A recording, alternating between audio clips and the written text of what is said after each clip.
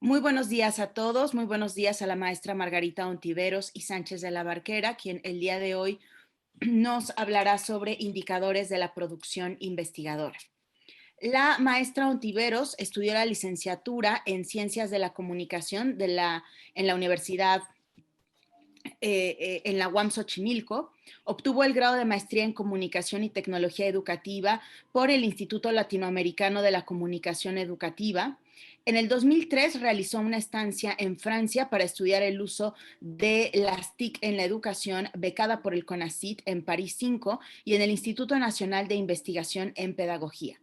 Como académica de la Universidad Nacional Autónoma de México, ha impartido clases en diferentes facultades y en los posgrados de la Universidad Anáhuac, Universidad de Jalapa y Universidad Panamericana. Fue coordinadora general de extensión universitaria en la Facultad de Estudios Superiores de Cuautitlán durante 6 años y editora en jefe de la revista Divulgación Científica Multidisciplinaria. Ha publicado diversos artículos en prensa nacional, como el periódico Universal, y en la revista PC Semanal y RV. Coordinó el capítulo Producción de Materiales, la savia de la red, del libro Uso de la tecnología en la educación, un lustro de UNET, publicado por la Universidad Panamericana y la Asociación Civil UNET. En el 2008 publicó en coautoría el libro Historias de la Historia del Cómputo en México. Asistió con la representación de México en la Regional Lab Consultation on Open Access to Scientific Information and Research, Concept and Policies, que tuvo lugar en la ciudad de Kingston, Jamaica, en marzo del 2013. Colabora desde su concepción en La Referencia, iniciativa regional para impulsar la visibilidad internacional de la producción científica y tecnológica de América Latina.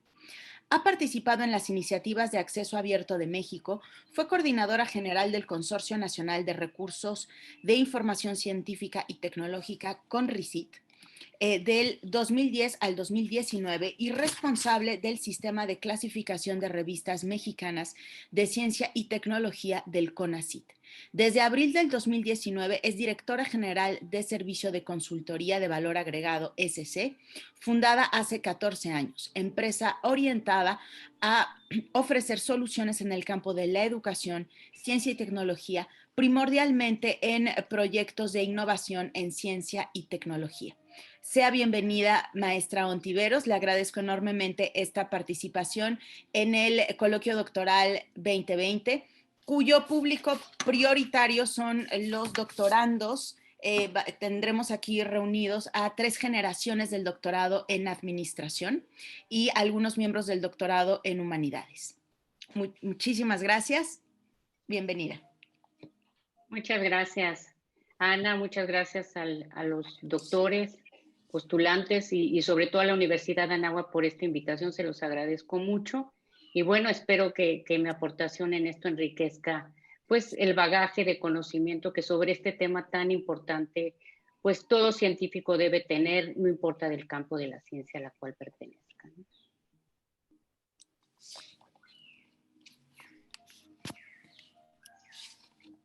Tú nos dices, Ana, cuando quieras que comencemos, Por esperamos un favor, poco más. maestra, si quiere empezar a compartir pantalla, Okay. ya tiene los permisos.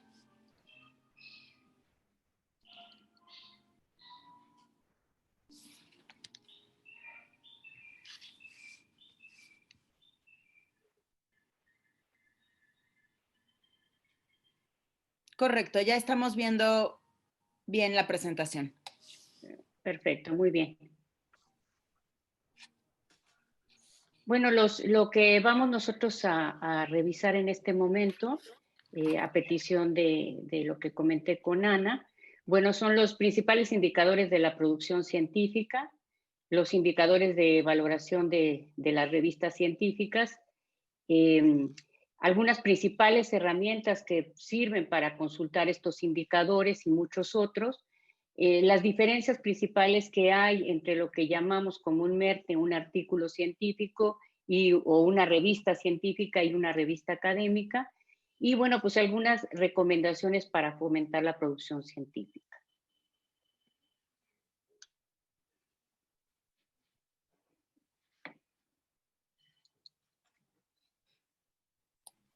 Bueno, aquí vamos a empezar con el primer punto, que son los indicadores. Y en ese sentido, bueno, hay que tomar en cuenta que el asunto de los indicadores es resultado de un crecimiento continuo de la producción científica de las últimas décadas, ¿no? En mucho potencializado incluso por el uso de lo digital, del Internet, que hizo posible que muchas de estas revistas pasaran de un formato en soporte papel, cuya distribución es más compleja, a uno que se fue facilitando a través de la distribución digital, ¿no?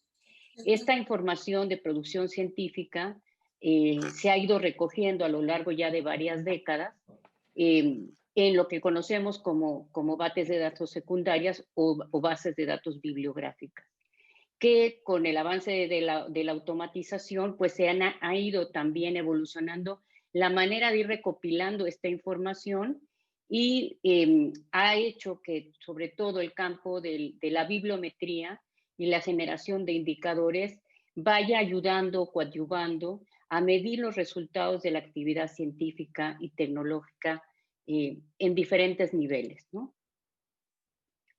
Los indicadores bibliométricos, pues básicamente son datos estadísticos que se deducen de las distintas características de las publicaciones científicas. Digamos que la base de estudio de todos estos indicadores es, sin lugar a dudas, o la fuente de la información, es lo que pasa con las revistas, ¿no? Con base en la importante papel que éstas van desempeñando en la difusión y en la transmisión del conocimiento que se va generando en los procesos de investigación. La función de los indicadores de actividad científica, bueno, pues no solo se limita a acumular datos estadísticos yuxtapuestos, estos deben irse integrando para conseguir explicar cada vez de manera más sólida las relaciones entre la ciencia bueno, y la generación también del conocimiento, ¿no? Y de aspectos que van siendo más concretos y que van relacionando también la ciencia con lo que pasa en los países y lo que pasa con los investigadores. Bueno, a partir de los indicadores bibliométricos se puede precisar una serie de cualidades, ¿no? Por ejemplo, el crecimiento de cualquier campo de la ciencia, qué trayectoria esta va siguiendo, según la variación también cronológica del número de trabajos publicados en él. O sea, entendamos que el crecimiento de la ciencia o el desarrollo de los campos científicos es algo vivo que va cambiando, que va evolucionando y nos permite ver cómo áreas de estudio van emergiendo, se desarrollan fuertemente y empiezan a decrecer, mientras que otras empiezan a nacer. También, pues esto que ya decía yo, el envejecimiento de los campos científicos, según la vida media que van teniendo las publicaciones, ¿no? Cuando un tema empieza a envejecerse, pues se empieza a sentir que cada vez se publica menos sobre esa temática, ¿no? Y la productividad de los autores y de las instituciones, que esto se mide por el número y calidad de sus trabajos, ¿no? Entonces, la información bibliométrica nos puede dar un panorama y un conocimiento importante, muy granular y también muy global, ¿no? Podemos conocer la colaboración entre científicos e instituciones. Esto se mide a través del número de autores por trabajo o centros de investigación que colaboran en un proyecto de investigación. El impacto, visibilidad de las publicaciones dentro de la comunidad científica internacional, que esto se consigue midiendo el número de citas que reciben estas por parte de los trabajos posteriores, ¿no? También podemos analizar y evaluar las fuentes difusoras de los trabajos por medio de los indicadores de impacto de las fuentes de consulta y la dispersión de las publicaciones científicas entre diversas fuentes, ¿no? Entonces, la riqueza de contenido es muy amplia y lo que podemos obtener a través de los indicadores es muy rico en función también de los intereses que cada uno tenga, ¿no? Bueno, entre los principales indicadores que tenemos actualmente, pues se encuentra el que llamamos el índice H o H-index, ¿no? Que es un índice que se utiliza para valorar sobre todo a los investigadores, a las revistas y también a los países. Este indicador consiste en ordenar los documentos de un investigador en orden descendente por el número de citas que cada uno de sus trabajos han recibido. Se enumeran y se identifica el punto en el cual el número de orden coincida con el número de citas recibidas, ¿no? Eh, este índice tiene un cálculo muy sencillo, muy comprensivo para el público en general, para los investigadores en concreto, y por eso se ha profundizado y se ha extendido su uso. En este caso, el autor, por ejemplo, si tuviera un índice H21, esto significaría que al ordenar sus artículos por el número de veces que los han citado, el artículo número 21 tiene 21 citas, ¿no? Y a partir del artículo número 22, ya las citas son menores a ese número, o sea, no serían 22 citas, sino 20 citas, ¿no? Entonces, esto ha permitido, insisto, que este sea uno de los indicadores que más se esté utilizando, incluso por las agencias financiadoras para medir productividad de investigadores, ¿no? Este índice H se puede consultar, por ejemplo, desde el Web of Science, Scopus, e incluso lo tiene Google Scholar. Pero si ustedes revisaran el índice H de un investigador en las 3 bases al mismo tiempo, no van a encontrar el mismo índice H porque la base de cálculo es diferente. Y esto depende de dónde se hayan recopilado los artículos de ese investigador. Por lo tanto, puede haber diferencias en los índices H según la fuente de consulta. Existe otra variante, bueno, el índice H ya tiene ahorita muchas variantes, pero una que vale mencionar es el índice H barra, porque esta permite medir el efecto de las coautorías, ¿no? Este índice, que digamos se basa prácticamente en lo mismo, en medir los artículos versus las citas, pero en este caso lo que se toma en cuenta es el índice H quitando a los autores senior, que son los que llamamos los primeros autores, y se calcula sobre el índice H del resto del grupo de los que firman o son coautores de un artículo. Se utiliza mucho, sobre todo, para empezar a rastrear y perfilar cuál es el impacto de los investigadores juniors o nobles. Si uno no quitara al senior, jala mucho por su trayectoria investigadora, va a mover mucho el índice H del impacto de un trabajo en particular, y la idea de aquí es ir viendo la trayectoria de los coautores, ¿no? Entonces, el índice vale N, un X número, si el autor tiene un X número de artículos que tienen al menos tantas citas como el índice H del resto de los coautores, ¿no? Entonces, aquí es importante verificar los índices H de cada uno de los autores que están contribuyendo en ese artículo y en el impacto de esa publicación. En este caso, el índice H barra siempre será menor o igual al índice H del autor, ¿no? Y permite, insisto, hacer comparaciones más justas entre autores con un índice H similar, que eso es lo que pasa con los autores juniors, o sea, o Nobel, porque tienen coautorías todavía, o índices H más o menos similares, que no es lo mismo que pasa con los seniors. Entonces, este tipo de variante del índice H se está utilizando mucho para el caso de las coautorías, ¿no? Existen otras maneras de medir el impacto de la producción investigadora, como el Source Normalized Impact per Paper, que es un índice que se basa en la comparación de las publicaciones dentro de un campo temático, ¿no? Nunca, recuerden, se hace comparaciones de impacto entre campos diferentes. Siempre es sobre el campo científico específico. En este caso, se contabiliza la frecuencia con que los autores citan otros documentos y la inmediatez del impacto de las citas. Recuerden que la inmediatez es la rapidez con que un artículo es citado, ¿no? En términos de temporalidad.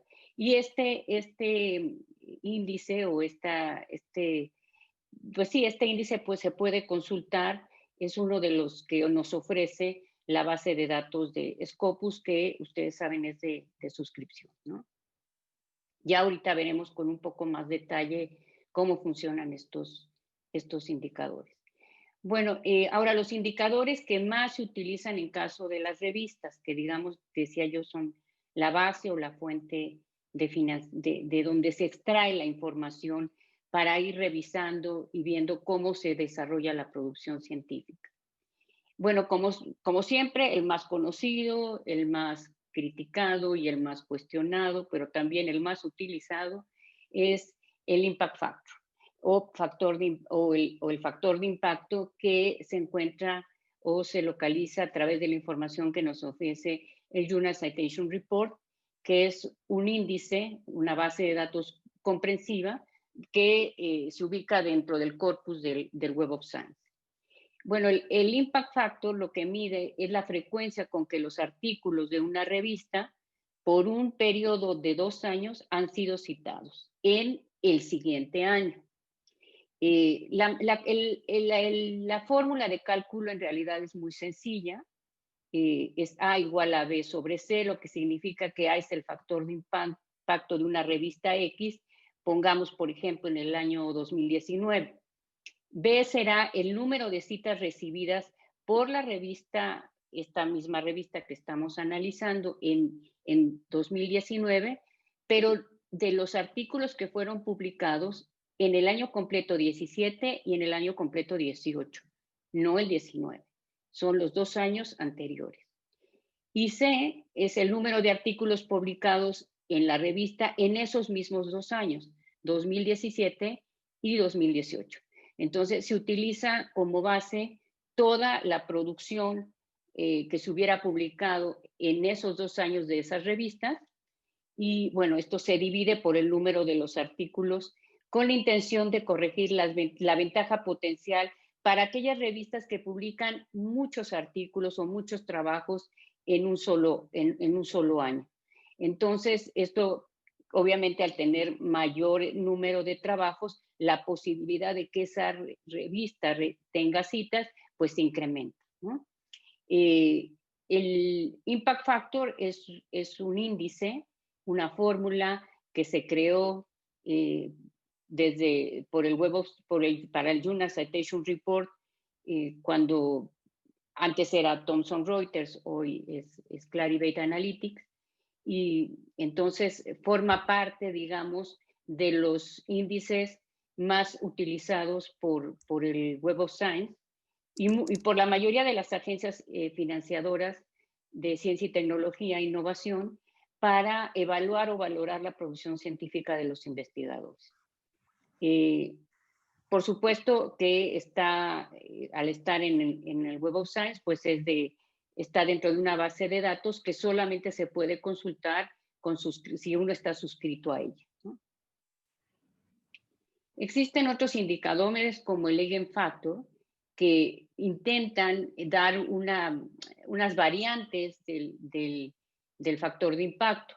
En este caso, este índice está basado también en el número de veces que los artículos publicados han sido citados, pero tiene una ventana de tiempo mayor que la que muestra el factor de impacto. Esto favorece sobre todo a ciertas áreas del conocimiento, donde el impacto de la publicación es más larga, ¿no?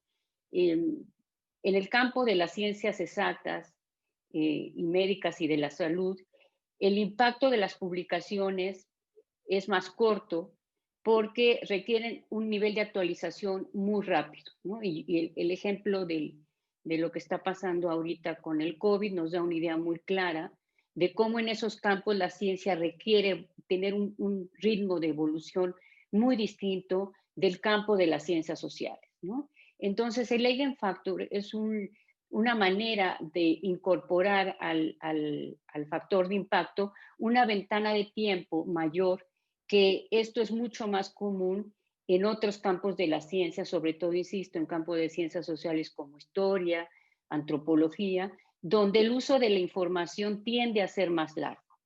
Es decir, lo que se va publicando puede tener un periodo de vida mayor, una vida media mayor, que en el campo de las ciencias exactas y naturales.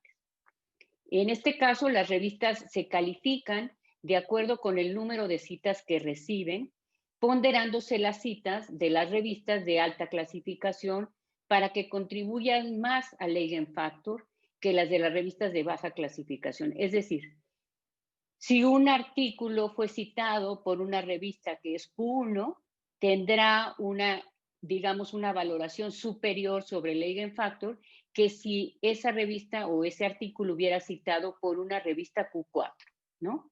Entonces, diferencia la fuente de la citación, que esto es importante también. Da más valor a las citas recibidas, insisto, de las revistas que son más importantes.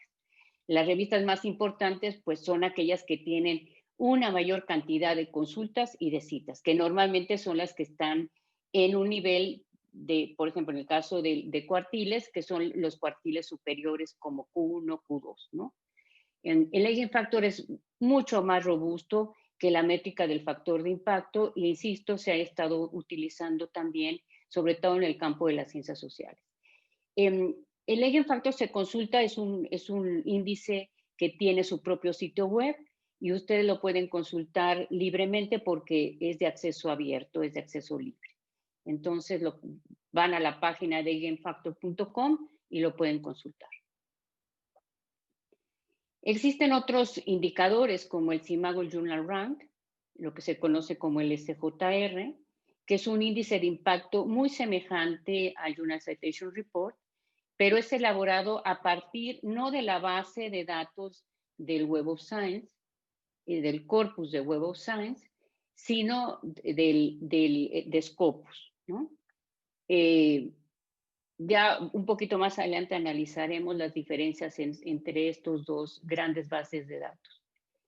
El SJR analiza las citas de un periodo de 3 años. Como verán, el factor de impacto usa 2 años, el Eigen Factor utiliza 5 y el SJR utiliza una ventana de 3 años. La calidad de las revistas en las que se incluyen las citas tienen influencia en el cálculo del índice, muy semejante a lo que sucede con el Eigen Factor. Entonces, se toma en cuenta una ventana de tiempo medio y además, igual que en el Eigen Factor, también se pondera la fuente donde el artículo fue citado. El sitio del SJR también es de libre acceso, así que este también puede ser consultado muy fácilmente.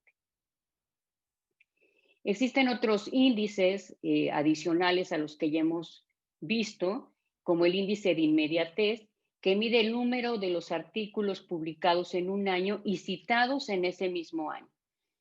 Vuelvo al asunto del COVID, el índice de inmediatez para los artículos de COVID ahorita es muy alto, porque al ser un problema de carácter mundial, pues todos los artículos que se están publicando sobre el tema prácticamente están siendo citados en este mismo año. Entonces, seguramente veremos en el año 2021 y 2022 cómo el asunto del COVID movió las temáticas y el movimiento y los impactos de este índice de inmediatez, ¿no? El índice de inmediatez se pueden consultar desde el Web of Science, que tiene su propio índice de inmediatez, Scopus tiene el suyo y Google Scholar tiene el suyo. Los dos primeros son de suscripción, pero el de Google Scholar se puede consultar libremente. Bueno, están los cuartiles, que son también muy utilizados, y los cuartiles pues es un indicador de posicionamiento relativo de revistas científicas con visibilidad internacional. Divide en 4 los niveles de las revistas en cada categoría científica. En el caso de Scopus, existen 315 categorías y para cada una de ellas, las revistas que forman parte de cada una de estas categorías se dividen en 4. Nunca se mezclan las categorías. Yo sé que a veces se dice mucho esto, pero eso no es correcto. La división se hace por categoría, ¿no? Y en el caso del Journal Citation Report, las categorías son 252. Las categorías, como verán, son bastante más amplias en el caso de Scopus en relación al Web of Science, ¿no? o al Journal Citation Report. CIMAGO Research Group fue quien hace nacer el concepto de cuartiles, y lo hace cuando empieza a explotar los datos de Scopus, ¿no? En el ranking mundial de instituciones de investigación y en el ranking iberoamericano de instituciones de investigación, que nació en el año 2009. A partir de ahí, bueno, pues el primer cuartil para el CIMAGO Institute of Ranking, que hizo un convenio con Scopus, dentro del CIMAGO Journal Rank, utiliza el cuartil como un criterio de ordenamiento, ¿no? Para ellos, pues, este indicador es un indicador naturalmente de prestigio de una publicación. Posteriormente, al ver el éxito de los cuartiles, el Journal Citation Report incorporó sus propios cuartiles, igual con variantes respecto a los criterios para clasificar las revistas en uno o en otro cuartil. Entonces podemos tener lecturas de cuartiles, insisto, también van a ser diferenciadas, y al ratito les voy a explicar también por qué estas diferencias existen, desde el Journal Citation Report y desde el CIMAGO Journal Rank, ¿no? Pero ambos son, el de CIMAGO lo pueden consultar en el portal de CIMAGO, el del SJR sin problema, porque es el Journal Citation Report es de suscripción y el CIMAGO Journal Rank es abierto, así que se lo pueden consultar en cualquier momento. Bueno, ahora todos estos bagajes de datos y números se van organizando o se van, digamos, colocando en sitios o herramientas para la consulta de estos indicadores, ¿no? Entonces, aunque hay muchos indicadores, en realidad los sitios o las fuentes donde podemos consultarlos se han ido concentrando y esto facilita su consulta, ¿no? Y es lo que vamos a revisar en este momento, ¿no? Bueno, primero, entender el concepto de indización, porque se le llama indizar a cosas que a veces no son indizar, ¿no? Entonces, primero hay que tener claro qué queremos decir cuando se dice que una revista está indizada, ¿no? Cuando se dice que una revista está indizada, significa que esta fue incluida en una base de datos. Recuerden que las bases de datos, las fuentes primarias de información, es donde se publica esta información, que son las revistas, los libros, los proceedings. Esas son las fuentes primarias. Ahí es donde publican los investigadores. La información que ellos publican ahí se va estudiando o analizando y concentrando en data en lo que llamamos las bases de datos. Y las bases de datos son fuentes secundarias de información. Entonces, si una revista no está en una base de datos, no en un portal, en una base de datos, incluida en una base de datos, la revista no está indizada. Aunque nosotros la veamos en la web, eso no es indización, ¿no? Tiene que estar forzosamente en una base de datos. Las bases de datos secundarias tienen como propósito central conocer el corpus de conocimiento acumulado. Su función es el análisis de la información en un campo científico determinado. Por eso es importante cuando uno va a indizar una revista, uno tiene que tener claro en qué área de conocimiento esa revista se va a clasificar, y esto tiene que ver con lo que llamamos el scope de una publicación. Si la revista dice que tiene un cierto scope, pero a la hora que se postula para una indización, se postula en otro, va a tener problemas de indización muy serios que no le van a ayudar para poder permanecer o ser incluida en una base de datos. Entonces, lo que buscan estas bases de datos es proveer de información a quienes se dedican a hacer un análisis o estudios sobre cómo evoluciona la ciencia, cómo evoluciona las áreas de conocimiento y el estudio científico en los campos diversos, y mostrar el estado de arte de las diferentes disciplinas. La secuencia de ser indizado para una revista es que gana visibilidad, pero nunca puede ser el objetivo de una publicación estar indizado. El objetivo de una publicación no es estar en un índice o en otro índice, debe ser la publicación misma.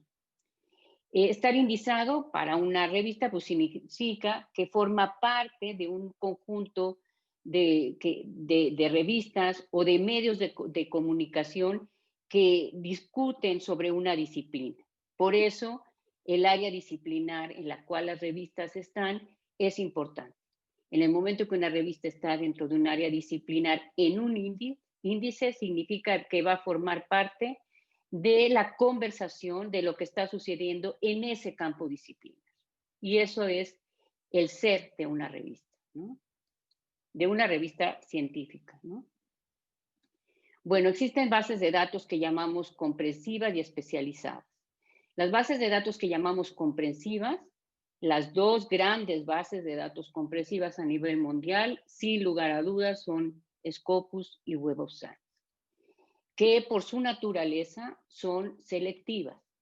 Es decir, no todo mundo entra a su club. Algunos entran y otros no entran en función de si cumplen o no cumplen una serie de requisitos que son muy rigurosos. Hay unos de carácter técnico y hay otros que tienen que ver con el contenido propiamente de la publicación. Y si esos requisitos no se pasan, pues no pueden entrar estas revistas a estas dos bases que se dedican a hacer una recopilación de data muy importante y que nos permiten comprender lo que está sucediendo en los diferentes campos disciplinares. Complementariamente a estas bases de datos comprensivas, existen las bases de datos especializadas, las cuales pueden ser selectivas o exhaustivas. O sea, hay unas que sí hacen preselección, que no dejan entrar a cualquiera a su club, aunque sean del mismo campo disciplinar, y hay otras que dejan entrar a todos. Un ejemplo muy claro es PubMed. PubMed es una base de datos especializada en el campo de las ciencias de la salud, que es altamente consultada y conocida por todas las áreas de ciencias de la salud, pero es selectiva. No cualquier revista puede estar en PubMed.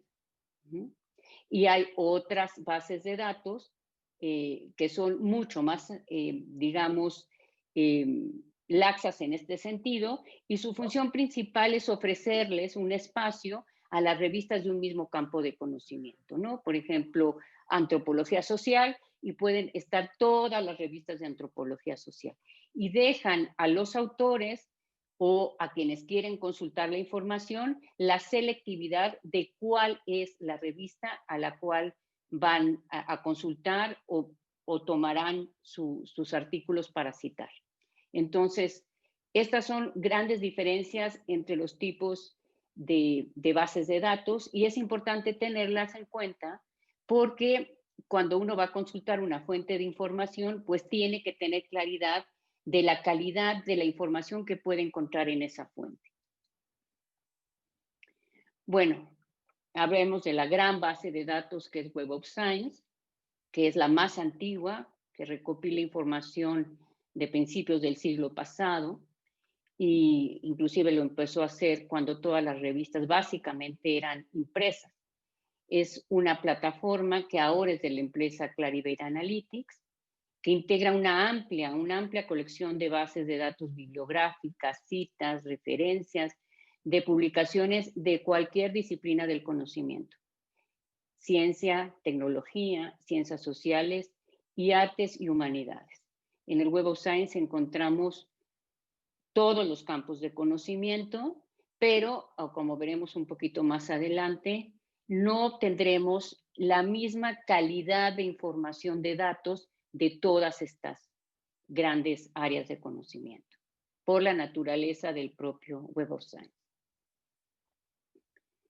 Bueno, anteriormente se conocía como el ISI, de hecho muchos investigadores aún lo siguen llamando así, ISI, aunque dejó de tener este nombre hace muchos años. Ahora lo han querido retomar como parte de su mercadotecnia la empresa Clarivate. Pero bueno, a veces estos cambios de nombres pues también empiezan a confundir a los científicos sobre de qué se está hablando, ¿no?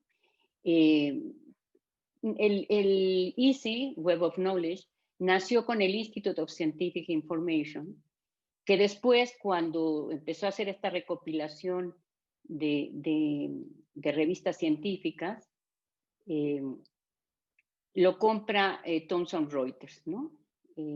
Garfield fue quien empezó con este trabajo de empezar a saber qué estaba pasando con las publicaciones científicas. Bueno, el Web of Science, además de proporcionar información bibliográfica, permite evaluar y analizar el rendimiento y la calidad científica de la investigación con base en los índices y muchos otros de los que ya he comentado. WOS, como se le conoce, permite acceder a muchas bases de datos a través de una interfaz única de consulta de información que permite consultar una base en particular o hacer búsquedas simultáneas en sus diferentes bases, ¿no? Es una base de datos que para su uso exhaustivo, pues sí requiere cierto entrenamiento, ¿no? No es tan fácil o tan intuitivo como deberían ser. Bueno, como pueden ver en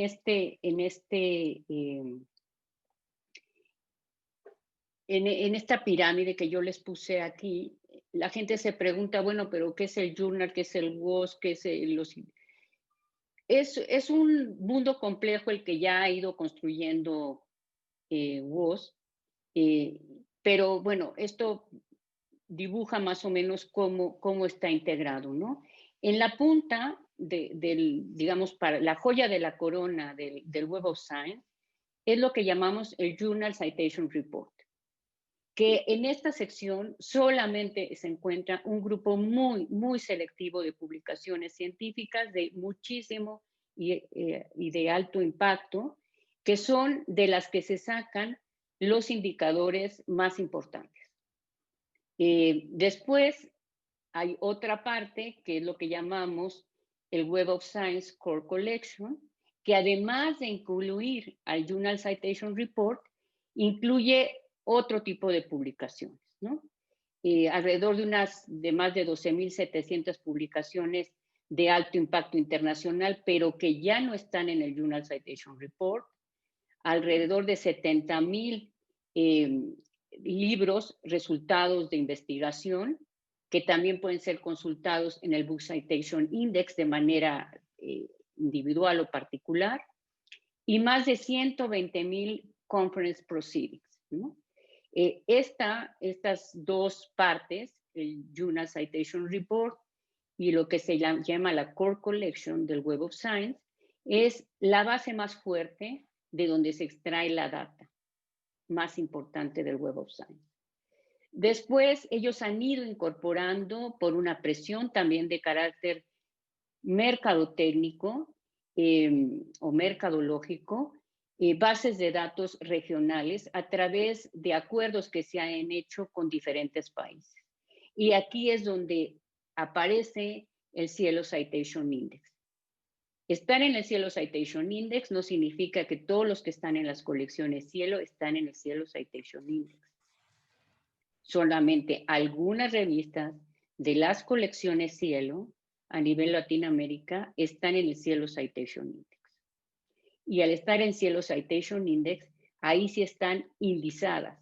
Estar en Cielo no es estar indizado. Estar en Cielo Citation Index es estar indizado. Y aquí sí hay que tener mucho cuidado porque algunos editores de revistas ponen que porque están en Cielo México, su revista está indizada. No. Si la revista no está en Cielo Citation Index, la revista está en Cielo, que es un agregador de contenido, pero no es un índice, porque no nos permite obtener data de medición de impacto científico. Decir que me consultan desde Jalisco o de China o de Asia no es un indicador de producción científica. Y a veces se confunden estos niveles de información. Después están otra serie de bases de datos bueno, en este bloque de índices regionales, pues es donde también nació el China Science Citation Database, está el de Corea y está el de Rusia, ¿no? Que tienen un comportamiento muy similar. En estos casos son acuerdos comerciales que se firman entre el país y la empresa Clarivate Analytics para que se den los datos de sus publicaciones y ellos procesen la data. Esto no significa que no hay una selectividad, como ya lo dije, pero para que esta chamba de procesamiento de datos lo haga la empresa Clarivate, requiere de acuerdos comerciales a nivel país o a nivel de quien coordina la base de datos regional.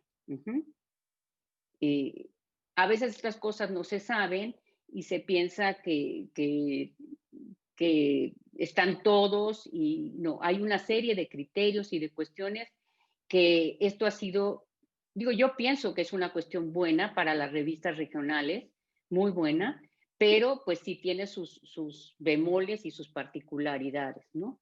Después están los WOS índices especializados, o sea, WOS tiene una serie de índices especializados para áreas del conocimiento en particular, como el Biological Abstract, por ejemplo, el Food Science Technology Abstract, el CABI Abstract, el Zoological Records, en fin, y muchas otras fuentes de información que han ido creciendo este gran mundo del Web of Science, ¿no? Lo interesante aquí es que desde un solo sitio nosotros podemos hacer consultas de información de diferente nivel, solo en el United Citation Report, solo en el Core Collection, o solo en una base de datos regional, o buscar en todos lados, ¿no? Entonces, como verán, la información que ha ido recopilando, bueno, ahora Clarivate, es impresionante. Aquí, por ejemplo, pues verlo de esta manera permite ver otros espacios importantes que han ido incorporándose, por ejemplo, como el Emergent Source Citation Index, del cual voy a hablar ahorita en un momento, porque también hay muchas confusiones con esta base de datos. Y bueno, hay muchas otras de carácter especializada, como Medline, el campo de la medicina, en fin, que este mundo de bases de datos que se pueden consultar desde el Web of Science es algo que va creciendo año con año. Más o menos se sabe que hay más de 21,000 revistas de revisión de calidad, es decir, que tienen revisión de pares y que están publicadas en todo el mundo en el Web of Science, ¿no? Incluyendo muchas que ya son de acceso abierto. Más de 205,000 actas de conferencias, que es una parte muy fuerte que tiene el Web of Science, y su base de datos de libros, que ahora tiene más de 104,000, que es el Book Citation Index, creció muy rápidamente, aunque fue una base de datos relativamente joven. Permite conectarse al texto completo de las publicaciones primarias y otros recursos y acceder a ellas, es decir, aunque entramos por una base de datos, existe la posibilidad de conectarse al artículo o a la publicación primaria en muchos de los casos, lo cual pues hace que quien está haciendo la consulta pues pueda moverse muy fácilmente por toda la base de datos y llegar incluso a la fuente primaria de información. Su buscador utiliza palabras clave básicamente en idioma inglés para obtener una amplia cobertura, como ya decía yo, en más de 250 disciplinas, ¿no? Y aquí es lo importante.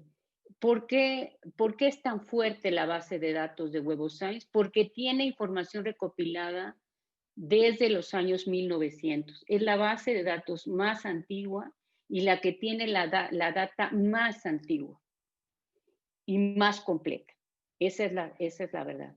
Su capacidad, y eso hay que decirlo también, para cuidar el dato, lo que llamamos los metadatos, también es de alta calidad. Cuando se han hecho estudios comparativos de búsquedas en el Web of Science y en la base de datos de Scopus, hay un gran problema en el caso de Scopus de normalización de información, que a veces puede dificultar tener realmente los datos verídicos por ejemplo, en el caso de de un investigador si el número de artículos que le son asignados a un investigador, hay diferencias a veces importantes porque su sistema de normalización de datos está robotizado. El de Web of Science pasa por una robotización, pero después hay un proceso eh, prácticamente de uno a uno de revisión de datos para cuando los artículos no se sabe exactamente a qué investigador corresponde. Y esto hace que en términos de calidad de, digamos, de la fuente sea bastante mejor Web of Science, ¿no? No soy partidaria de que se suscriba o no, pero estas son cosas importantes cuando uno consulta fuentes de información. Bueno, hablemos un poco del Emergent Source Citation Index. Es una base de datos muy joven, nació en 2015. Y hay que decirlo que esta base de datos en realidad nació también por una fuerte presión que tenía ya Web of Science, porque Web of Science ha sido muy riguroso en términos de no crecer digamos, cómo tiene organizado el Journal Citation Report.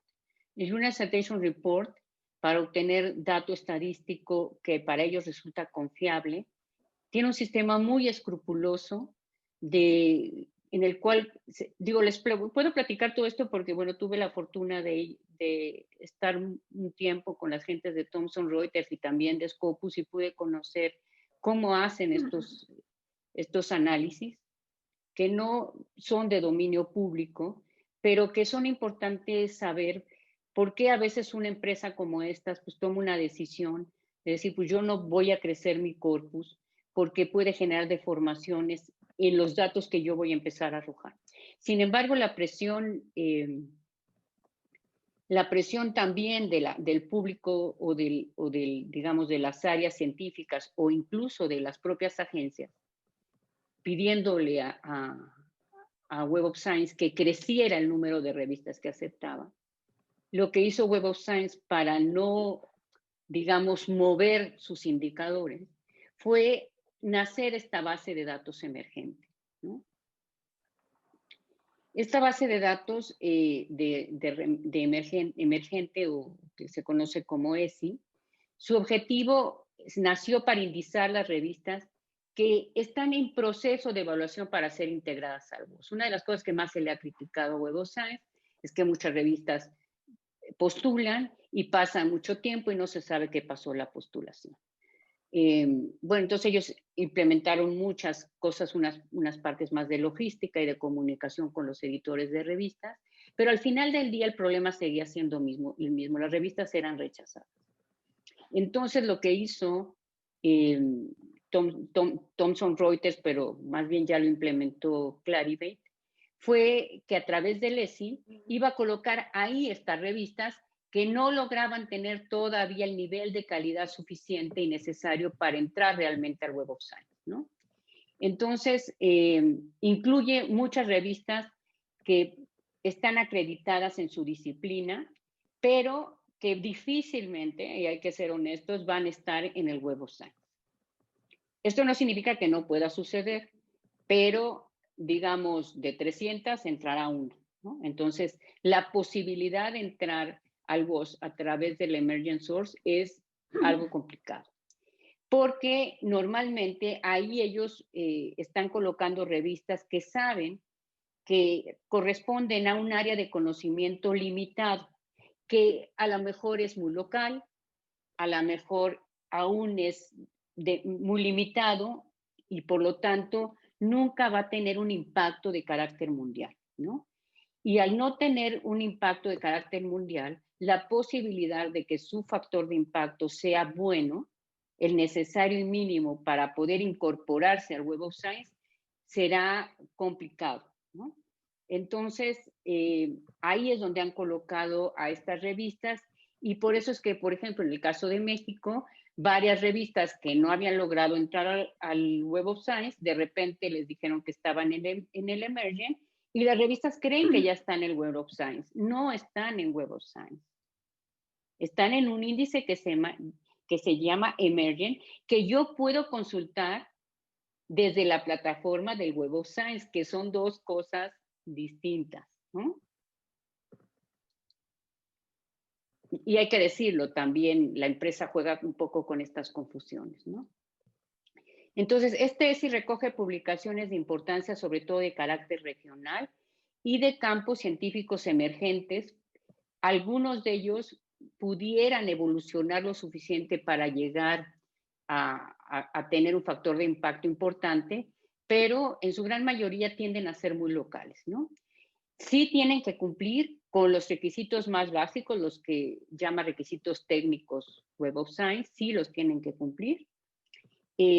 No reciben factor de impacto, y aquí está el punto nodal, no reciben factor de impacto, la empresa no está invirtiendo en medir el factor de impacto de estas publicaciones, las tiene ahí, pero no está generando data de su factor de impacto.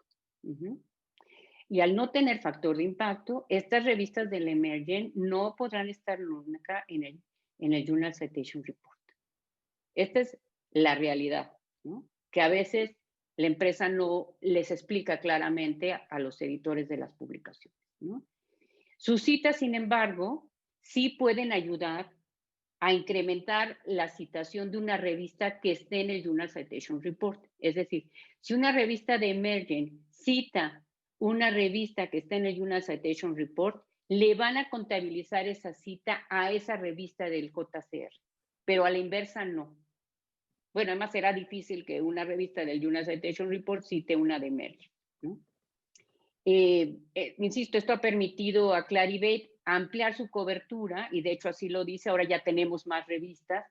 Sí, tienes más revistas en la plataforma Web of Science, pero no en el índice del corpus del Web of Science, ¿no?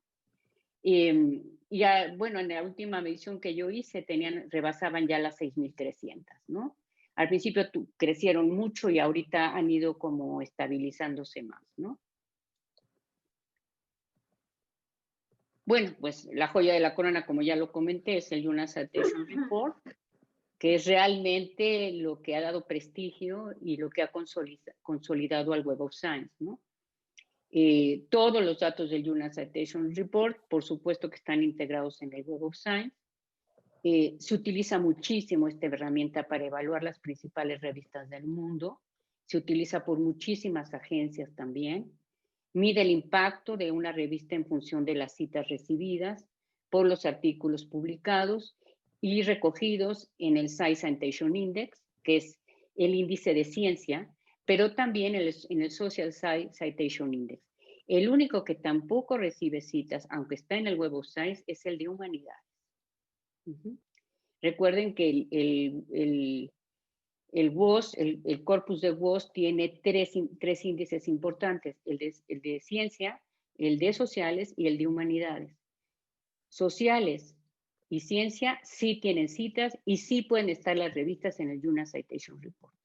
Las revistas de humanidades no, porque nunca van a tener factor de impacto. De alguna manera en eso se parecen al Emergent, ¿no? Nada más que estas sí están en el corpus del Web of Science, lo cual es una diferencia de calidad importante, ¿no? Bueno, mide la influencia e impacto de las investigaciones realizadas, tanto a nivel de las revistas como de las categorías de investigación.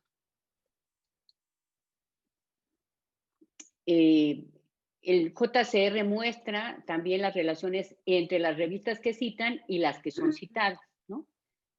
Al hacer un estudio sobre las publicaciones por áreas de conocimiento, uno puede saber cuáles son las revistas más citadas y cuáles son las que se citan más, ¿no? Entre los indicadores más importantes que puede uno consultar en el JCR está el factor de impacto de 5 años, que ya, como verán, se parece al Eigen Factor, ¿no? El cuartil, que ellos lo adhieren cuando nace en Scopus, que, bueno, es también, el sistema es igual, dividir por cada categoría las revistas en 4, y la posición de la revista dentro de cada una de las categorías. Aquí es importante decir que de acuerdo al Scopus que la revista declaró en el Journal Citation Report, una revista, cuando ustedes hacen un análisis sobre una revista X en el United Citation Report, pueden encontrar factor de impacto en varias áreas. Eso significa que la revista declaró no en su scope, no una sola área de publicación o de objeto de conocimiento, sino declaró varias, ¿no? Y al haber declarado varias, entonces el factor de impacto se va a, digamos, a desmenuzar en las áreas declaradas.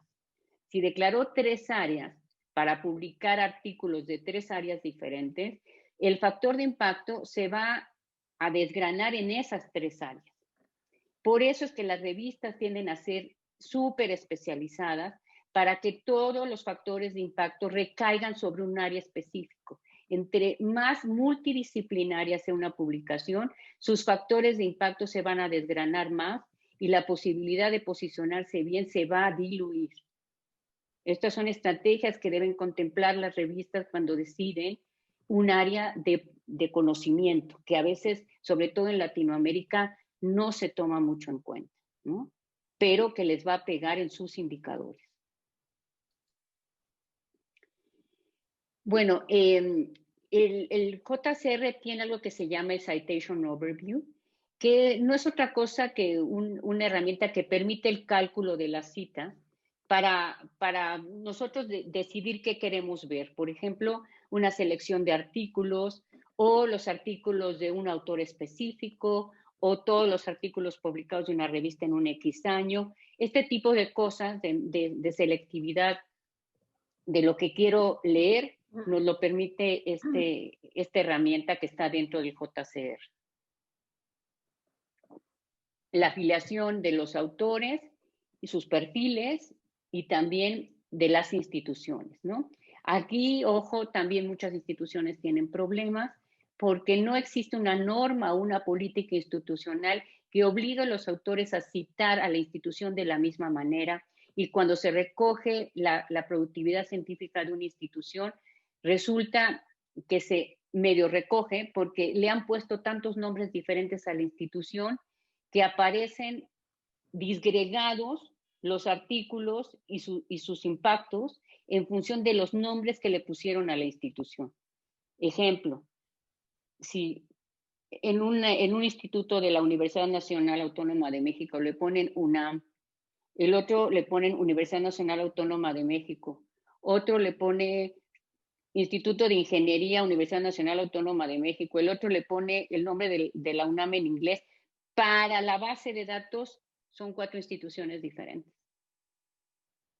Y entonces eso hace que después se tengan que hacer procesos de normalización internos, en este caso de carácter institucional, para encontrar, ¿no?, todos los nombres bajo los cuales la institución pudo haber sido nombrada. Esto habla de no tener políticas institucionales respecto a cómo los investigadores están obligados a llamar a la institución o colocar el nombre de la institución en sus publicaciones, ¿no? Aquí esto es un buen comentario para las áreas de investigación que deben de considerar, ¿no? Bueno, existe otra herramienta que es el Essential Science Indicator, que también es de Clarivate Analytics, que es una base de datos que nos ayuda a identificar las tendencias científicas emergentes.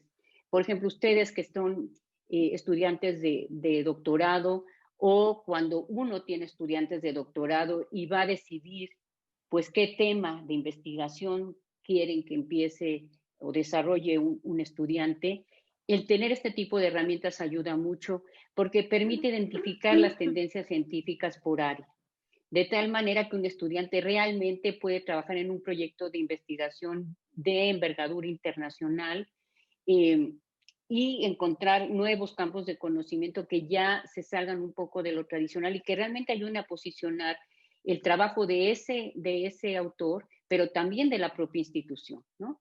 Entonces, en el ESI podemos encontrar a las personas o a los investigadores más influyentes, a las instituciones que en cierto campo o área están a la vanguardia, lo que se ha publicado, qué revistas existen en el campo y qué países utilizan o están trabajando en ciertos temas, por ejemplo, inclusive para irse a hacer un doctorado, ¿no? Ofrece estadísticas con las tendencias de la ciencia, extraídas de más de 12 millones de artículos en más de 12,000 revistas de todo el mundo. Entonces, esto, por ejemplo, para las áreas de investigación, puede resultar una herramienta súper útil, ¿no? Entre las cosas que ofrece el ESI que podemos identificar están los artículos más citados, ¿no? Entonces, eso es lo que llamamos el Highlight Cited Papers, que son los artículos top 10, ¿no? Son los artículos que son altamente incluidos y que solamente corresponden al 1% de los mejores artículos por campo por año de publicación. Entonces, si yo quiero saber cuáles son los artículos más citados de un área de conocimiento, entro a este indicador y puedo encontrar cuáles son estos y de qué están hablando, de qué conversación están hablando, ¿no? Y también ofrece otro que se llama los hot papers, que son son los artículos calientes, digamos, son aquellos que están generando mucha controversia. Seguramente ahorita del COVID debe de haber varios de este tipo en el hot papers, y que corresponden a la 10ª parte superior de este 1%. Entonces es el top del top, ¿no? Entonces, cuando uno está en un campo de conocimiento, entrar a estas cosas nos permite entender un poco por dónde está la conversación a nivel mundial en un tema en particular, ¿no? Bueno, ahora cambiemos a la otra empresa. Estábamos en Clarivate Analytics, ahora hablemos un poco de Scopus, que es, digamos, la oferta que ofrece la empresa Elsevier para el tema de las bases de datos y referencias bibliográficas y citas, ¿no?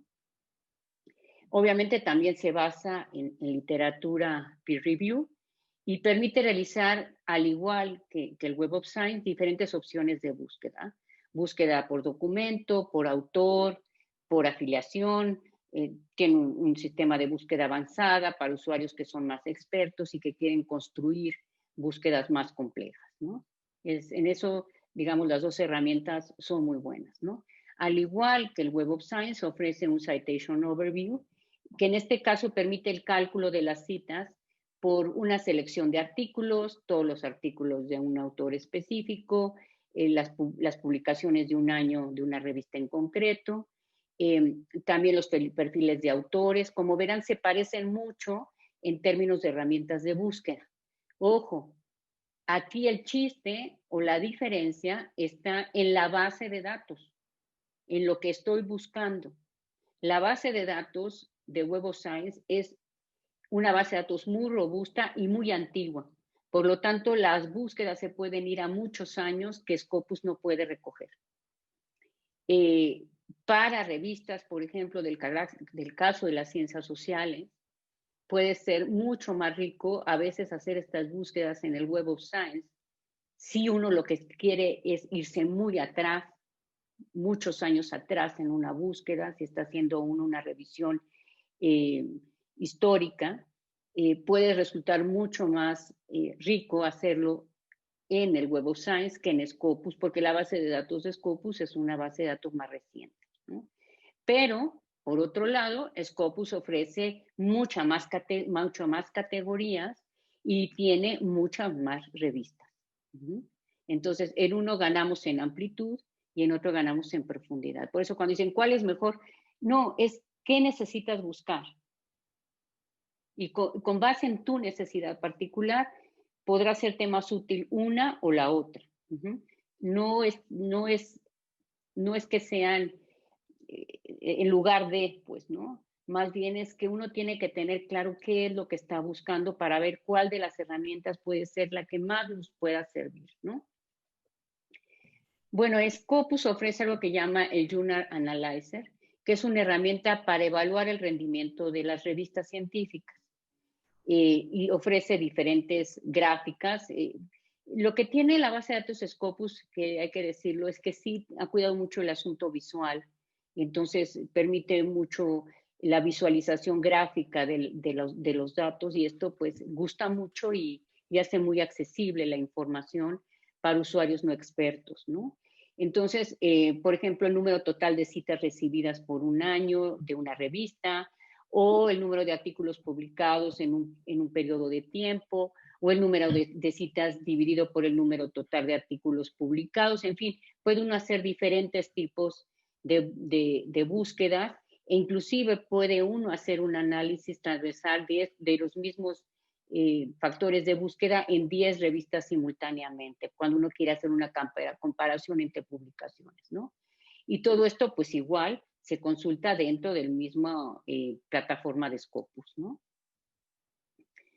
Bueno, lo que hizo Scopus, a diferencia del Web of Science, que creó su propio Journal Citation Report, lo que hizo Elsevier fue hacer un acuerdo con Simago, Simago Institute, del grupo Simago, que es un grupo español, para que fueran ellos quienes explotaran la parte más cienciométrica de la base de datos de Scopus. Entonces no lo hacen directamente, sino que le dan su data a Simago, y Simago hace la explotación de los datos cienciométricos, y por eso es que Simago es el que crea los famosos cuartiles, ¿no?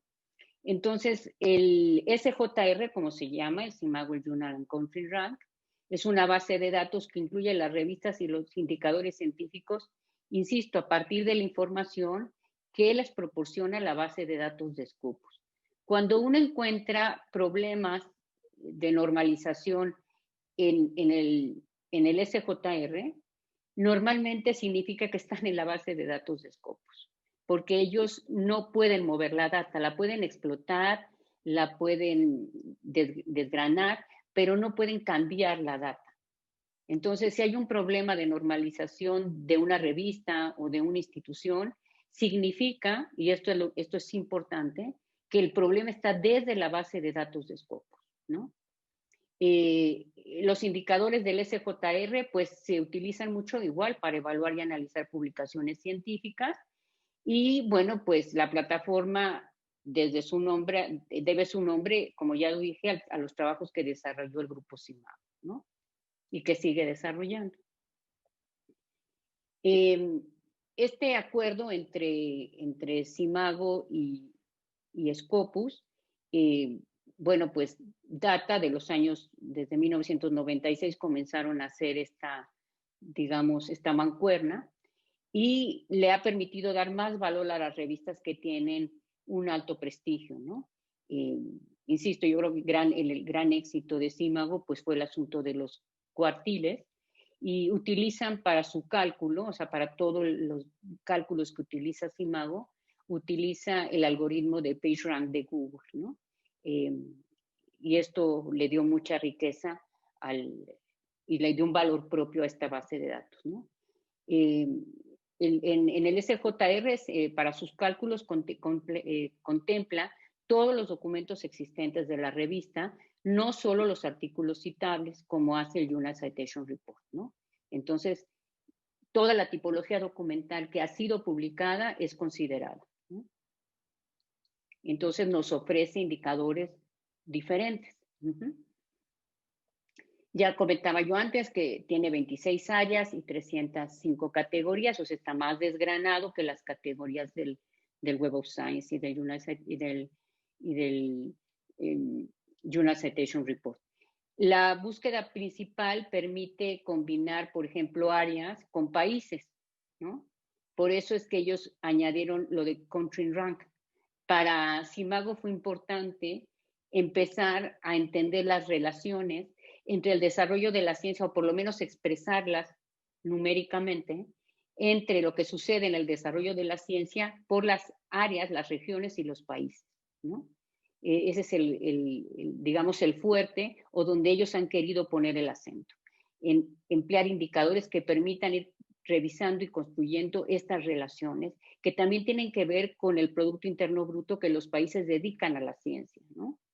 El orden se puede establecer igual por factor de impacto o por otros parámetros como el H-index, igual que en los anteriores. Uno puede decidir qué parámetros quiere utilizar y cruzar, ¿no?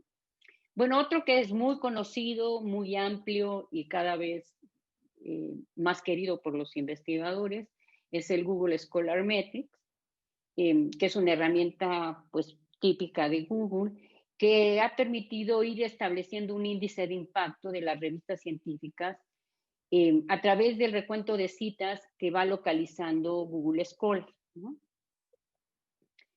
Recuerden el caso de Google Scholar. Esta es una base de datos exhaustiva.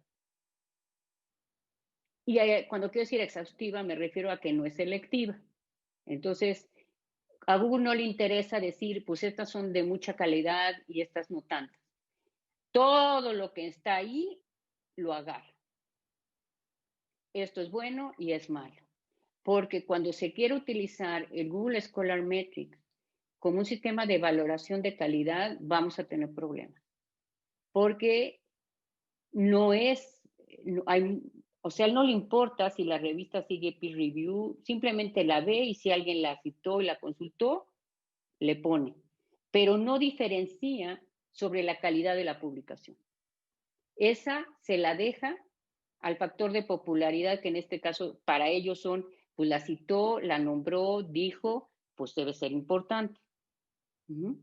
Entonces se sale un poco del parámetro de lo que llamamos los criterios de calidad científica y simplemente tiene que ver con que se consultó, se vio, alguien la citó, no importa qué. O sea que si yo pusiera aquí el Rincón del Vago, a lo mejor tendría quién sabe cuántas citas, ¿no? O Wikipedia, ¿no? Lo pongo un poco exagerado, pero lo que quiero decir es que para Google eso no es importante, ¿no? Entonces, ellos utilizan el indicador que también ya es muy conocido, denominado H5, que por ejemplo en el caso de Colombia es muy utilizado por su agencia científica para la evaluación de sus publicaciones, pero que bueno, presenta algunos problemas en términos, insisto, de calidad, ¿no? Este H5 no es otra cosa que el resultado de la relación entre el número de artículos publicados por la revista y que recopiló Google Scholar en un periodo de 5 años y el número de citas recibidas, ¿no? Y con base en esos dos, en la conjugación de esos dos elementos, se calcula el H5. Bueno, también ofrece Google Scholar Metrics ahora la mediana del H5, que es simplemente pues, sacar la media, ¿no? de los artículos que componen el índice H5 de una publicación. Ofrece rankings también por lengua, o sea, por tipo de publicación en términos de lenguaje, es decir, español, francés, inglés, alemán. Y puede uno tener la información, por ejemplo, de 100 revistas de mayor impacto de una determinada lengua, ¿no? Y en el caso de inglés, además de eso, ofrece otro ranking que ya es más, digamos, más desgranado porque ya ahora sí incorpora temáticas y subcategorías, ¿no? Pero en este caso uno puede solamente visualizar 20 revistas en conjunto, ¿no?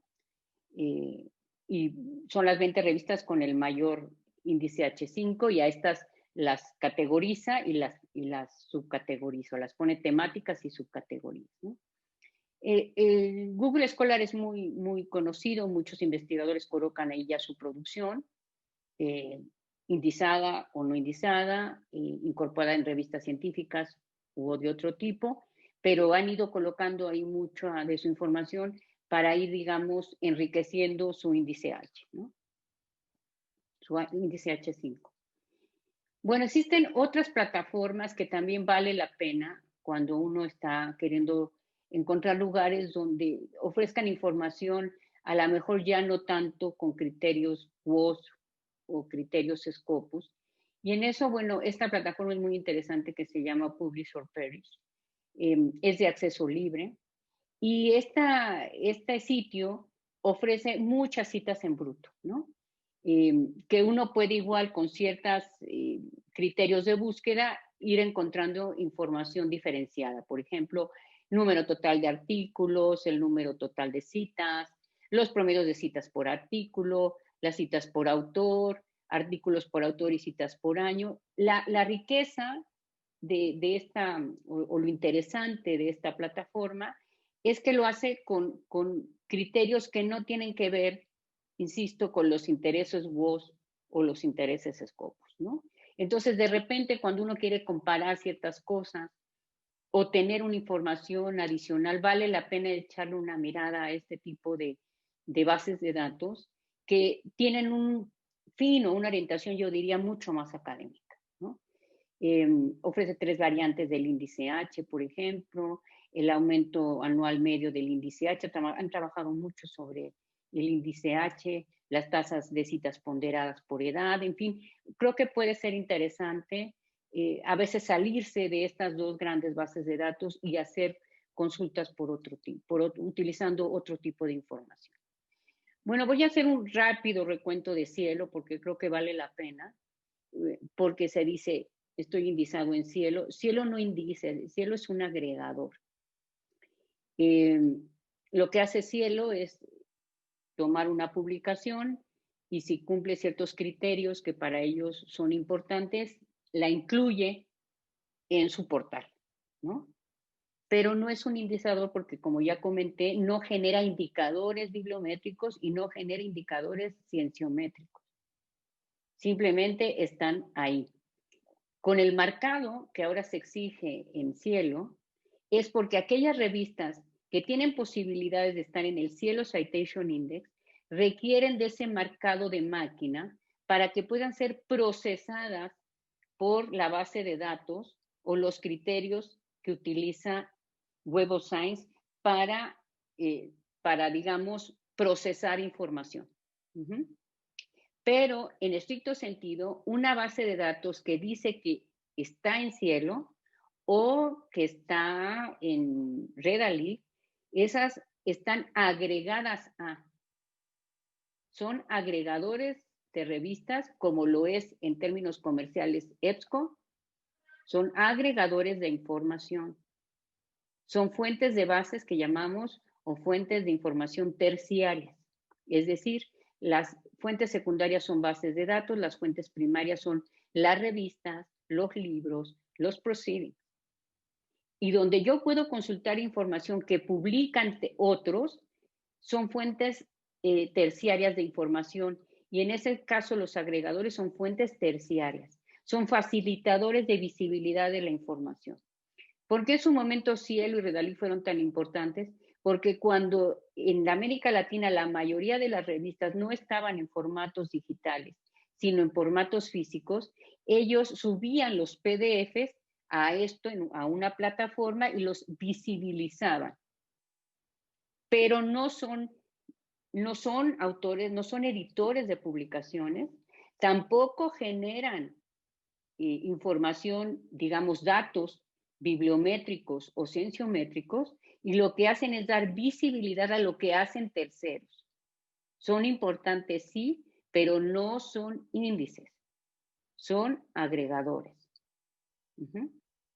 Ahora, si yo estoy en Cielo México, Cielo Perú, Cielo Chile, mi revista está ahí, puede en algún momento dado sí formar parte del índice, digamos, regional, el Cielo Citation Index, que está en WOS, si cubro ciertas características que WOS va a pedir para que pueda ser considerado para ingresar a Cielo Citation Index. Cuando estés en Cielo Citation Index, ¿sí vas a tener indicadores? Sí, pero hasta que llegues allá. ¿De acuerdo? O cualquier otra base de datos, da igual. Si yo quiero poner mi revista en una base de antropología social porque mi revista es de antropología social, ¿puedo obtener indicadores? Sí. Una vez que tú hayas ingresado a esa base de datos que trabaja con puras revistas de antropología social, sí puedes obtener indicadores, sí. Va a incrementar tu visibilidad también. Latindex, ¿estoy indizado en Latindex? No, Latindex tampoco indiza. Es un catálogo, es como, hagan de cuenta, el directorio telefónico. Eso es un catálogo. Me colocaron el catálogo de publicaciones de la revista Náhuatl. Pues no tuve que hacer nada más que darles los datos esenciales que me pidieron para que me incluyeran en el catálogo. Eso no es indización y ni siquiera es agregación. Están colocando tus datos y la gran riqueza del catálogo de Latindex es que justamente hizo ese trabajo de recopilar en un solo sitio todas las publicaciones científicas o no científicas. En el catálogo de Latindex hay revistas académicas, hay revistas científicas, publicaciones científicas, pero también hay otro tipo de publicaciones, técnicas, por ejemplo, ¿no? Yo quiero saber si una revista existe, puedo ir al catálogo de Latindex y ver, me dijeron de tal revista y puedo ver cuál es el estatus de esa revista. Entonces me sirve como una fuente, como un primer contacto con una publicación. Tienen ellos sus criterios para que te incluyan en el catálogo, sí, y en función de donde tú quieres ser colocado, sus criterios serán más flexibles o menos flexibles para que te incluyan en su catálogo. Entonces, digo, esto lo digo porque si no después queremos pedirle peras al olmo y esto no es posible. Es importante entender para qué sirve cada tipo de fuente de información y qué es lo que nos va a ofrecer, ¿no? Bueno, ahora hablemos muy rápidamente sobre las diferencias entre las revistas científicas y académicas. No sé si voy bien de tiempo, Ana. Sí, Sí, ¿verdad? sí, vamos en tiempo, maestra, sí. Muy bien.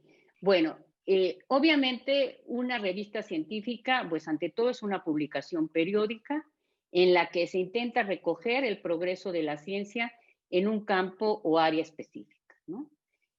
Muchas de las revistas son ahora altamente especializadas. Ya empecé a perfilar por qué deben de ser especializadas y por qué se han ido haciendo hiper especializadas. Pero, sin embargo, las más antiguas, como Science o Nature, en realidad son publicaciones multidisciplinarias, pero que, claro, han logrado tener tanto prestigio, tienen un alto impacto, una alta visibilidad y son muy reconocidas en el campo de las ciencias, pero esto tiene que ver también con una trayectoria muy añeja de lo que ellos fueron siendo como revistas, que sería muy difícil ahora para una revista multidisciplinaria pensar en que llegaría a tener los factores de impacto, las altas tasas de rechazo que tiene Nature y Science, ¿no? Bueno, las revistas científicas tienen que cumplir una serie de requisitos que al menos trabajan sobre 6 grandes dimensiones, ¿no? Que es la política y gestión editorial, la calidad del contenido, el nivel de citación de la publicación, la frecuencia declarada de cumplimiento de lo que se declara, la accesibilidad y la indización internacional, ¿no? Estas 6 dimensiones, si uno quiere tener una revista científica, no puede dejar de considerarlas o no va a ser posible que entre a un índice de calidad, ¿no? Bueno, me voy a ir muy rápidamente a hablar un poco de estas 6 dimensiones, ¿no? Bueno, cuando hablamos de la política y gestión editorial, nos estamos refiriendo al modo en que la revista concibe y decide conducir los asuntos relacionados con la selección, publicación y distribución de los documentos que va a editar. Se refiere también a la política que va a declarar la revista, o sea, a lo que la revista va a decidir que es, ¿no? En México es muy común que las revistas no declararan esto específicamente en sus portales, que lo tuvieran por ahí, pero no los hacían visibles la información, ¿no? Entonces, la política editorial se refiere a lo que cómo la revista se concibe a sí misma en diferentes áreas, digamos, ¿no? Abarca un conjunto de prácticas habituales de esa revista, pero que también tienen que ver con la posibilidad, y estas prácticas deben ser capaces de ser internacionales. Es decir, si yo aspiro a ser una revista científica, tengo que tener al menos ciertas prácticas de carácter internacional que al menos me ayuden o me permitan regionalizarme para que realmente pueda considerarse una revista científica, ¿no?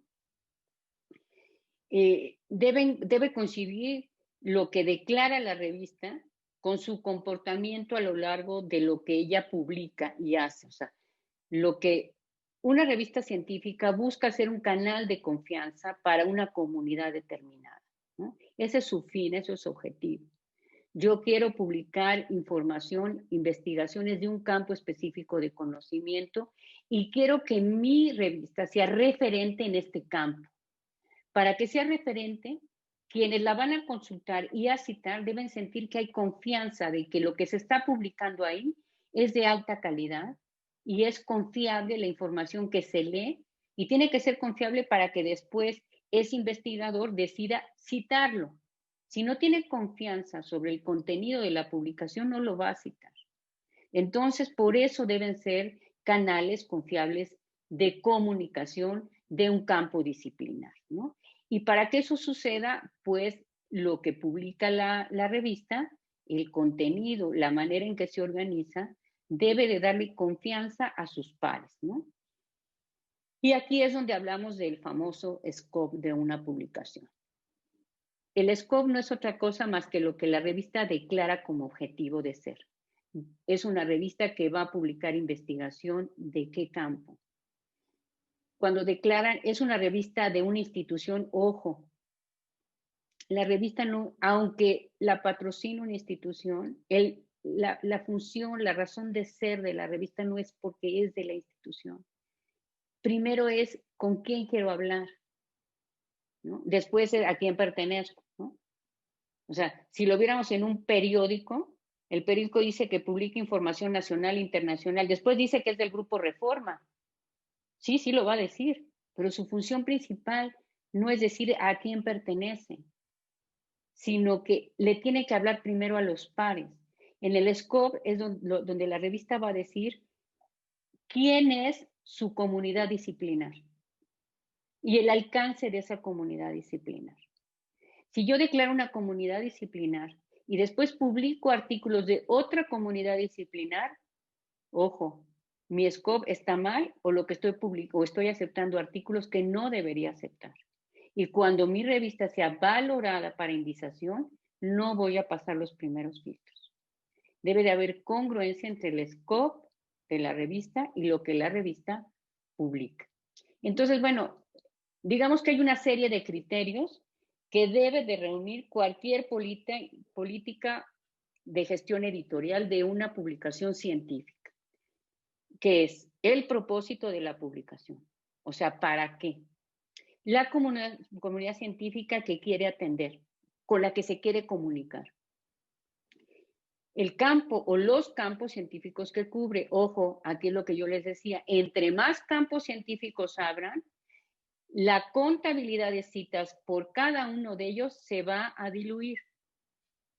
Si no me importa, perfecto, pero si sí me importa, tengo que cerrar el campo científico que voy a cubrir. El tipo de revisión de pares que digo que voy a realizar y que después tengo que sustentar que realizo. Si nosotros aquí ponemos algo que después yo sé que no voy a poder hacer, eso al final del día va a pegar para mi indización. Aquí se pone todo lo que yo tengo todo lo que yo digo que voy a hacer, pero que también cuando lo redacto, tengo que asegurarme que sí tengo la posibilidad de hacerlo. Tipologías documentales que voy a incluir. Criterios éticos a los cuales me voy a adherir. ¿Y cuáles sanciones éticas voy a establecer en caso de que estas no se cumplan? Aquí ya esto está muy trabajado, pueden meterse a la página, hay ya criterios de carácter internacional que pueden ustedes seguir y simplemente adherirse, por ejemplo, a estos sitios donde ya se ha trabajado mucho la ética en la publicación científica y no tiene uno que ponerse a redactar todos unos criterios éticos, se adhiere uno digamos, a las normas internacionales de ética en la investigación y en la publicación, ¿no? El idioma de publicación o los idiomas de publicación, la frecuencia de la publicación, o sea, cada cuándo va a salir. Si yo digo que voy a hacer trimestral y acabo siendo cada 6 meses, ojo, no estoy poniendo una frecuencia de publicación realista, ¿no? La institución editora, cómo se financia la publicación, los formatos de edición, ¿no? es una revista impresa, es una revista digital o es una empresa impresa y digital, ¿no? En fin, aquí tienen que poner todo lo que quieren ustedes ser y que están dispuestos y que saben que sí pueden hacerlo. Ujú. Porque sobre estos criterios es como se empieza a valorar la calidad de la publicación. Calidad del contenido, que era la segunda dimensión. En calidad del contenido hay unas cuestiones que tienen que ver con la forma y otras que tienen que ver con el fondo, ¿no? Contribución o impacto a su campo, relevancia de investigación publicada. Esto, si yo escojo un campo que no tiene muchas posibilidades, porque ya hay muchas publicaciones en ese campo, voy a tener muy poca citación y difícilmente va a ser una revista que logre colocarse o posicionarse en su campo como una de las principales revistas para hacer un canal de comunicación top con otras revistas similares. A veces se abren revistas donde ya el tema está saturado de revistas, sino bueno, pues mejor que publique tus investigadores en una revista que ya existe, no tiene caso abrir una revista nueva, porque no la vas a poder posicionar, vas a meter en un problema a tus investigadores porque ellos tienen que publicar en un lugar donde sí lo citen. Y en tu publicación no va a poder alcanzar el nivel de visibilidad para ser citado. Entonces, cuando uno habla de una publicación o de abrir una publicación, hay muchas cosas que debe considerarse antes de tomar una decisión. Calidad y conformidad con el alcance, ya lo habíamos dicho, que es la estructura del artículo, por ejemplo, asegurarse que los artículos cumplan con cierta estructura, que tengan un aparato bibliográfico actualizado, o altamente citado en el campo de investigación. Actualizado me refiero sobre todo a los campos que ya dijimos, de ciencias exactas, naturales, que requieren que la bibliografía que se cita sea muy actual, pero eso no es válido para otros campos de la ciencia, como puede ser la historia, donde ahí lo importante no es cuándo se publicó, sino el impacto que sigue teniendo la publicación, eso sí, ¿no? Calidad del contenido, bueno, aquí nos referimos a dos tipos de cosas. Uno, lo que tiene que ver con la estructura propiamente de la publicación y de los artículos, que eso debe de estar en las normas para autores que exige la publicación. Y otro que tiene que ver con la legibilidad del artículo en términos de máquina, es decir, de construcción de datos, o lo que llamamos nosotros de los metadatos de la publicación y de cada uno de los artículos, ¿no? Entonces, los primeros, la calidad lingüística, las ayudas visuales, el diseño gráfico de los artículos, asegurarse que los datos estadísticos graficados sean correctos. Ahora se pide ya incluso la data, porque se han encontrado que a veces son manipulados las gráficas y se publican los datos manipulados. Entonces, muchas revistas ahora ya piden la data para hacer la corrida de datos y asegurarse que las gráficas realmente son correctas y están dando la información y los datos que dice el artículo que arrojó la investigación, ¿no? Entonces, ahora ya se pide también la data en muchos casos. Pero hay otras cosas que tienen que ver, por ejemplo, con la inclusión en su página principal de una serie de elementos, que esto ya es la construcción del metadato, que es lo que va a permitir a las máquinas, al Internet, a las mismas bases de datos, encontrar la información. Entonces, ahí es importante que cada artículo, que la revista cuente con metadatos para que sea ubicada, localizada en la web.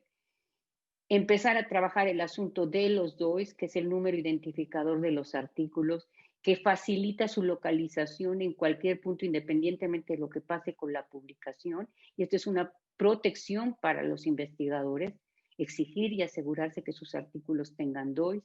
¿Por qué? Porque a veces las revistas nacen, crecen y mueren, pero si su artículo tiene un DOI, ese artículo siempre seguirá siendo visible, independientemente de lo que haya pasado después con la publicación. Y esto puede ser algo que favorezca, pues obviamente, a la productividad de un investigador. Los DOI de las citas, asegurarse que todas las citas de los artículos ya incluyan los DOI de esas citas. Entiendo que todavía hay muchos artículos que no cuentan con DOIs, pero de los que sí tengan, asegurar que sean colocados estos dos, porque esto permite ir localizando y que la información no se pierda. Bueno, el grado de cumplimiento en la frecuencia de publicación, este es, creo yo, el gran coco de muchas publicaciones regionales. Se hacen revistas y les cuesta mucho trabajo mantener el ritmo de publicación para hacer realmente una revista confiable, pero este es el punto 1 de castigo de cualquier índice. Lo primero que se checa cuando alguien quiere indizar una publicación en una base de datos es si se cumple o no la frecuencia de publicación.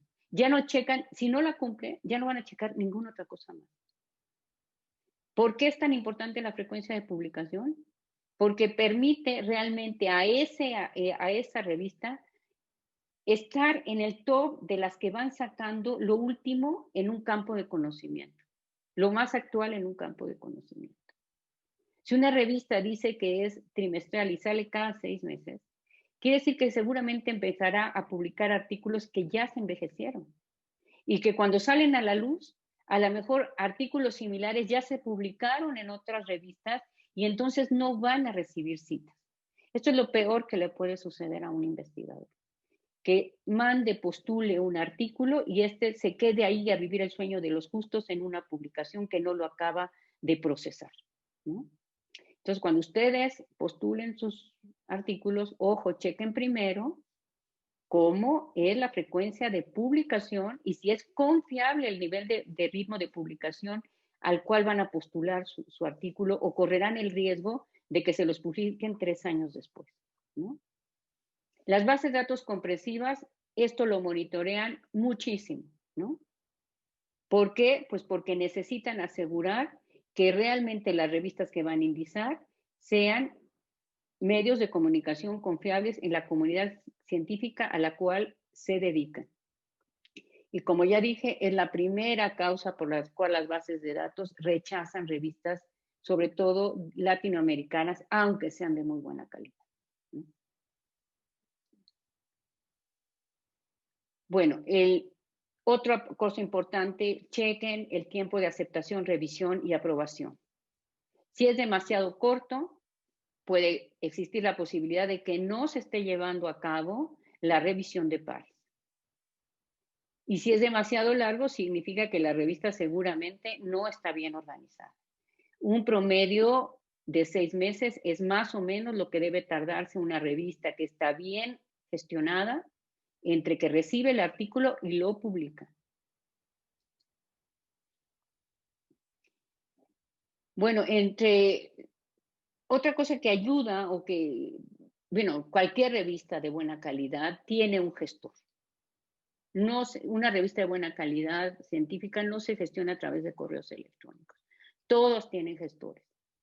Unas de paga, otros software libre, pero todas trabajan a través de gestores porque es lo que permite irle dando ritmo al trabajo de edición de una publicación y asegurarse que todo el proceso, desde que el artículo es postulado hasta que es publicado, es transparente. Permite, digo, en México no se hace, pero en otros países se auditan la gestión de las publicaciones para asegurar que los procesos sean confiables, sobre todo en términos de la revisión de los pares, que es la parte nodal de una publicación, ¿no? Entonces, utilizar un gestor no implica algo caro, puede utilizarse el Open Journal System, que es un gestor open access, que además es muy bueno, open source, es muy bueno, ha ido mejorando muchísimo, ya su versión 3 es muy completa, pueden incluir DOIs, es una herramienta, la verdad, muy buena ya, que permite realmente llevar la gestión de una publicación de manera muy bien y sin tener que invertir grandes cantidades de dinero, ¿no? Ayudan no solo a una experiencia de los lectores, porque puede no solo contar con el PDF, sino leer en la web el documento a través del archivo XLM, utilizando un visor, pero al generar los artículos XML, esto inmediatamente se sube a los buscadores y permite encontrar más rápidamente la información, porque el artículo XML es un artículo de lo que llamamos lenguaje de máquina, ¿no? para ponérselos en algo que me entiendan claramente, cuando ustedes sacan una factura, les mandan un PDF y algo que dice XML. Si ustedes saben el XML, aparecen puras ceros, unos y no entiendo qué dice. Eso que nosotros los humanos no podemos leer porque no son alfabetos, sí los leen las máquinas.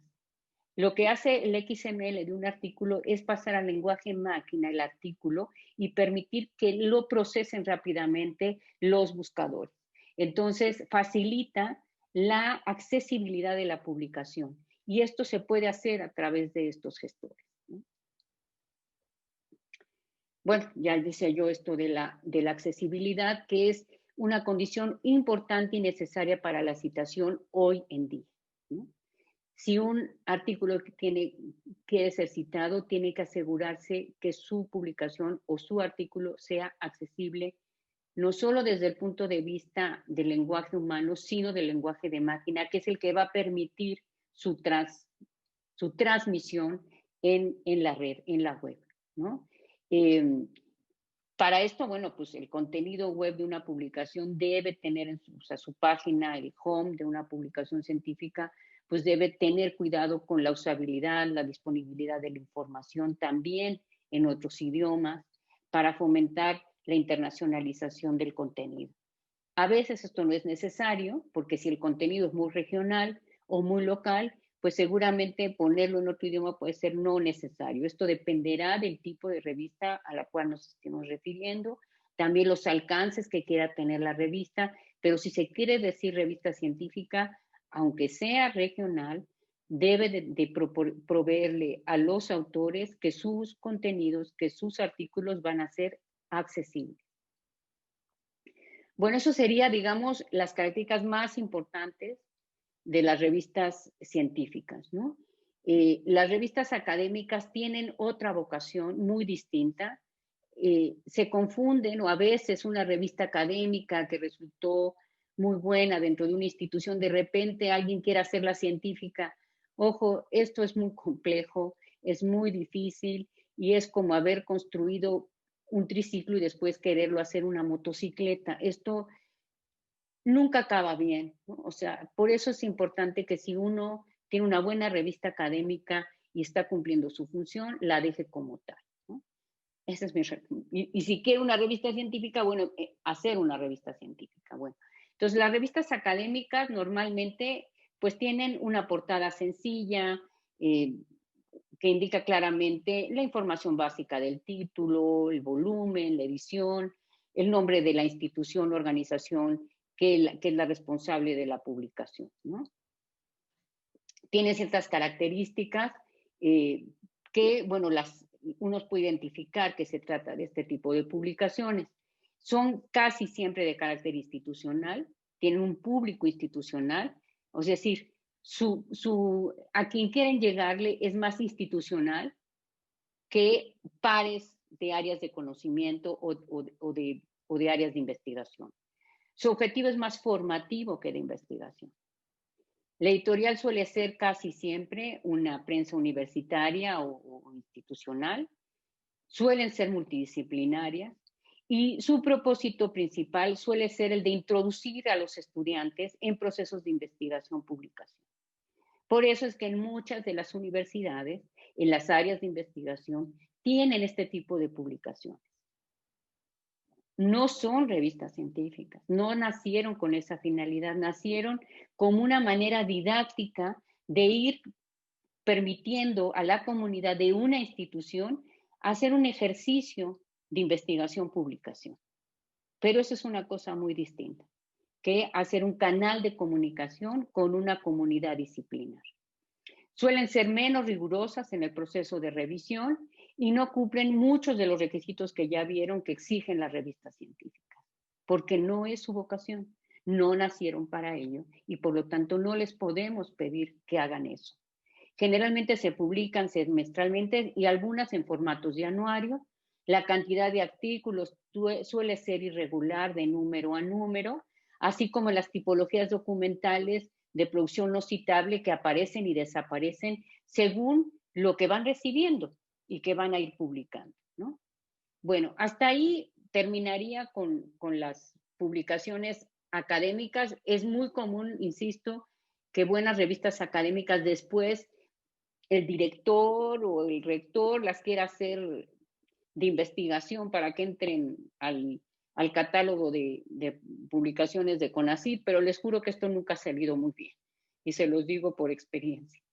Bueno, algunas recomendaciones muy rápidas para las áreas de ciencia y tecnología, ¿no? Creo que algo que no hacen las áreas de ciencia, tecnología, innovación y de posgrados es hacer análisis cienciométricos institucionales que ayuden a entender cuáles son las fortalezas de ciencia, tecnología e innovación de la institución, ¿no? Estos análisis ofrecen información muy valiosa sobre la producción investigadora por área, ¿no? A veces un rector quiere ser fuerte en un área, sí, pero si la desarrollo, la trayectoria de la institución no ha ido por esa área, difícilmente esto se va a poder hacer de la noche a la mañana. Las fortalezas investigadoras llevan mucho tiempo para crearse, generarse. No es algo que se pueda hacer en 1 año o 2 años. Entonces, si alguien quiere tener un impacto importante o tener un plan de trabajo importante de ciencia, tecnología e innovación, pues primero tenemos que ver cuáles son las fortalezas y debilidades de la institución en esto, ¿no? ¿Qué redes de colaboración internas y externas tiene la institución? ¿Con quiénes se relacionan los investigadores institucionales a nivel nacional e internacional? ¿Qué características tienen estas otras instituciones? Y cómo se podrá orientar todo el esfuerzo investigador y los recursos económicos en función de lo que sí somos en este momento. ¿Cuáles áreas emergentes existen? También es importante porque eso nos puede ir permitiendo ir apoyando el futuro, ¿no? En el caso de la innovación, pues definir las fortalezas institucionales, pues en el campo tecnológico, en modelos de desarrollo social y de patentamiento, ¿no? Y por otro lado, pues también apoyar con recursos y herramientas de información a estas áreas que se van detectando como prominentes y también las emergentes para ir consolidando y asegurando su desarrollo. Si esto hicieran las instituciones, con pocos elementos, podrían posicionarse en ciertos campos y volverse autoridad en ciertas áreas, ¿no? No podemos pretender volvernos otra institución. Es un poco, valga el símil, entre lo de la revista académica y la revista científica, ¿no? Si yo soy una revista de cierta naturaleza, pues tengo que tratar de ubicarme en eso y ser el mejor en eso. Lo mismo pasa con las instituciones. Hay instituciones que son muy buenas en un campo de conocimiento, en un área de investigación y en otras no.